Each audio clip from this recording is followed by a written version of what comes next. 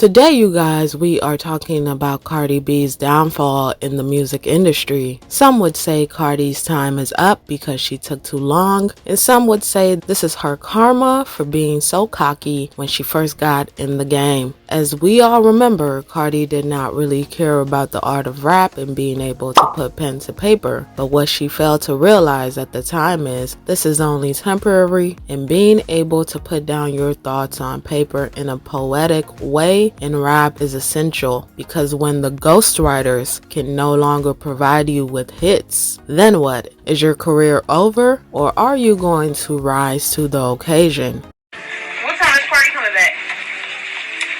He should be back. Is Offset really gonna write that Maroon 5?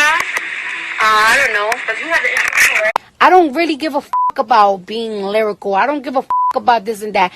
If that shit don't work for me, I don't care. I like to make shit that's gonna make me fucking money. I wanna make money. Liking pictures, not returning taxes. I guess it's fine, man. I get the message. Person is a big part of the song. You know, I heard the record, and I was like, I want that record for me. So you know, I flicked it. I made it to a girl version. I don't give a fuck. Ghostwriter, co-writer. I don't give a fuck. What you need to do is ask your favorite rappers about their ghostwriters, huh? Let me put this out. I feel like there's no better place to put this out than right here. Cardi B writes her own music. You feel me? Like, she writes her own music. She has her own ideas, genuine thoughts. So, but me just being more seasoned in the rap, I can be like, I bet. Like, nah, this is a better way to say that bar. Change this bar out. Let them switch this around. So if I can help my friend, steel sharpen steel. Yeah, you feel me? If I can help my friend, why would I not? You know. What was the hardest record to write? The Don Toliver joint. Cause he's singing, do I like rap? But then I don't want to make it too strong cause it's a female vibe. Wifey helped me on this verse. On the female, I'm gonna call my wife cause she gonna give me what the girls wanna say. Like she gave me the Chanel bar. Cause she like girls that hang with girls that got Chanel's wanna post that. Ain't thinking no like that. I have to find words that, you know, of course, like that goes with you, this, you. And then it's like, I have to make sure that the syllables are go smoking on you, and that's you, and then I have to make sure that it's like the bars weren't long, they weren't too long, and they weren't too short. And every single time I kept rapping, I was like, God fucking damn, I feel like I'm missing a word, and then we will add a word, and it's like, now it's too much fucking words. It was kind of hard. No matter how hard the executives have tried to water down rap, you do need to be passionate about the art, and your skill as a rapper should make you a force to be reckoned with in hip-hop, whether you're commercial or not. You have to love what you're doing, and we as the audience should believe and buy into what you're trying to sell us. If we do not believe it, we will not buy it. Cardi B's constant ranting online while not producing enough music for her fans is a major reason why people lost interest in Cardi B. Cardi, of course, did grow to popularity due to her downgrading herself online for clicks and views, and she ventured into music and became a quote-unquote real rapper. There's something in the media called breaking the fourth wall, and Cardi refuses to block the fourth wall. I understand speaking to and engaging with your fans, but Cardi refuses to grow with her audience. And I heard her saying she's going back to 2017/2018 when she was online all the time doing all manner of things for attention. And Cardi, please block the fourth wall, which is also known as your audience/fans, because you are no longer that young girl in your 20s, okay? You're no longer in the Bronx doing whatever to make ends meet. You are a grown woman in your 30s that's married with 3 whole children, and you of course are rich now. You are technically living the American dream. So please stop trying to act like you're so down by being quote-unquote real, and stop trying to understand the struggle when you no longer live in the struggle or poverty. It's okay to grow up and mature and develop boundaries with your audience, because I don't care what you say, we the audience are not your friends. 90% of us don't know what you look like in real life and have never had an actual face-to-face conversation with you. Strangers online are not your friends, and you and Doja Cat make that very clear when you are upset, and you, especially Cardi, Cardi when you throw your riches in people's faces to belittle them when you're upset, when not too long ago you were at the bottom of the totem pole, literally and physically. Cardi, of course, is an attention seeker, and she seeks validation from strangers because that's what made her rich. But at some point, you need to read the room, Cardi B. Your audience is tired, and they're tired of the constant rants but inconsistent music.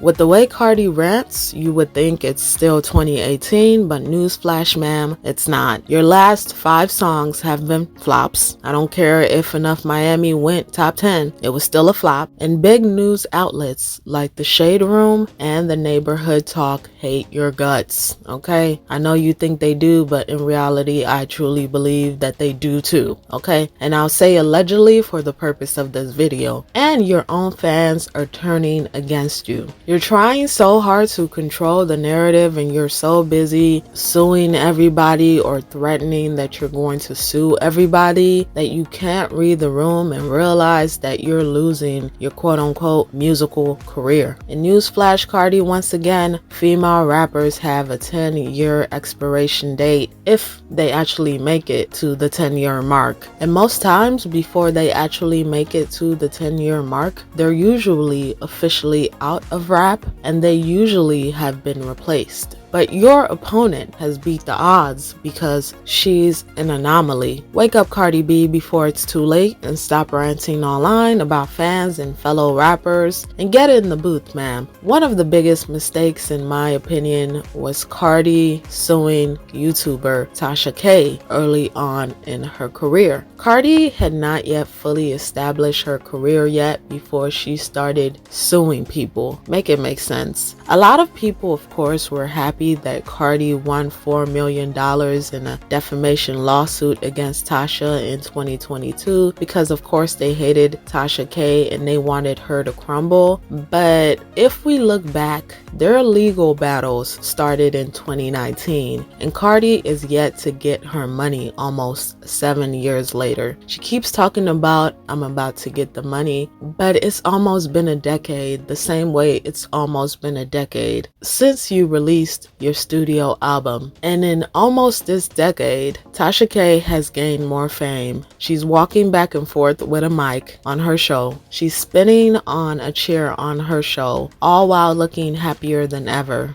after losing $4 million that she doesn't allegedly have. But that's a story for another day. And she's currently on a comedy tour. Like, how does that make sense to you, Cardi B? Do you ever sit back and think to yourself, how is this woman looking happier than ever and on a comedy tour? Why is this woman on a tour before me? Make it make sense. How do you let this happen, Cardi B? This woman looks happy and living her best life while you're always online screaming, crying, and looking more miserable and more bitter than ever. Somebody once said Cardi and Tasha are each other's karma, and I wholeheartedly believe it now, because after all the messed up things that Cardi has said and done throughout her time that we've known her while she's been climbing up to the top, why would God bless her with $4 million so easily after all the evil ish that she said and done? Let's think about it for a second. Cardi thought it was an easy win. Tasha thought it was all a joke, which is why they're going to be thorns in each other's flesh for a very long time, because this is literally 10 years in the making. Cardi could have put all of those resources and her energy into a sophomore album, but instead she wasted it on Tasha K. And now Tasha K is famous or infamous, and she's rich. If I'm being honest, I think Tasha K is rich. All right. And my question still remains, was it all worth it? And have you traced the money back to Mali and Africa? When are you going to finally get that $4 million,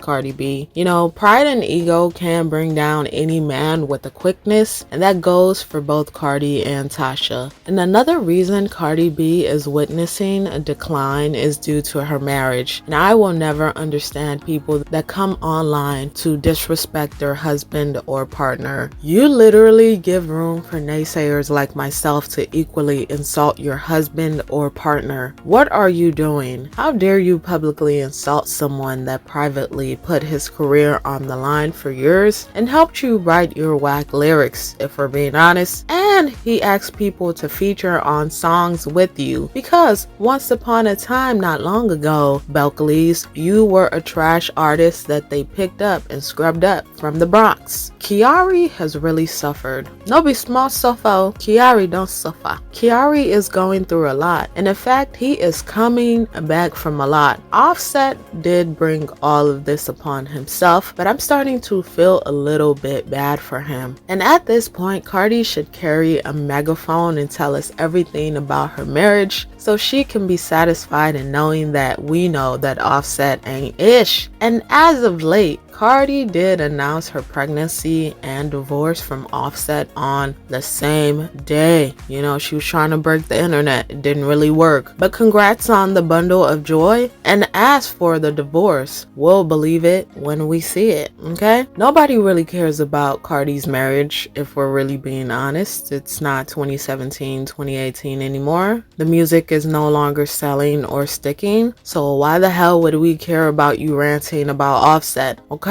Why would we care? It's not shocking that Offset is no longer begging you to stay because he probably doesn't give a damn either. All he does is smash and dash. Cardi, please stop telling us things about this man, we beg of you, and please focus on your music. But last but not least, let's talk about Atlantic Records. Atlantic recently parted ways with CEO Julie Greenwald, and as we all know, Julie Greenwald and Craig Kallman played a pivotal role in Cardi B's success. You guys remember Cardi was begging them for a bigger budget for her album while Warner Music Group was laying off hundreds of people. First of all, I have to say that I'm not making this beautiful speech tonight about Craig and Julie because I want them to give me a bigger budget for my new album and my next music video. I'm here tonight because I want to thank them for believing in me. When I signed to Atlantic 6 years ago, other labels were lowballing me and not giving me what I thought I deserved. But Atlantic was right there, respecting me and my vision for my career. And Craig and Julie took me under their wing. Yes, they did. Yes, they did.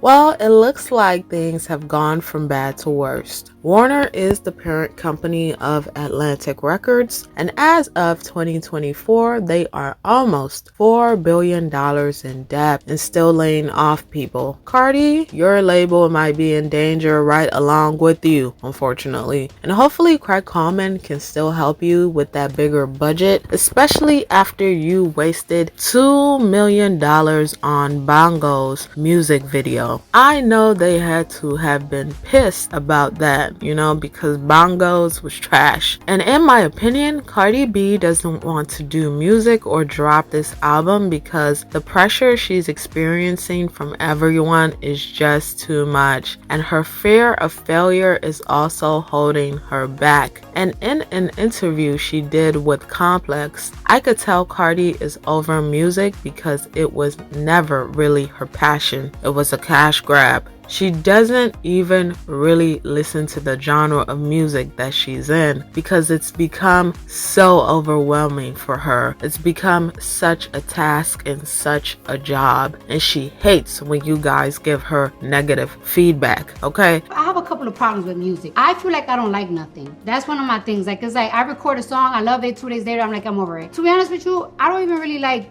anything that's out right now. I listen to music that came out 8, 10, 20, 30 years ago. Maybe I'm just like so into breaking things down now.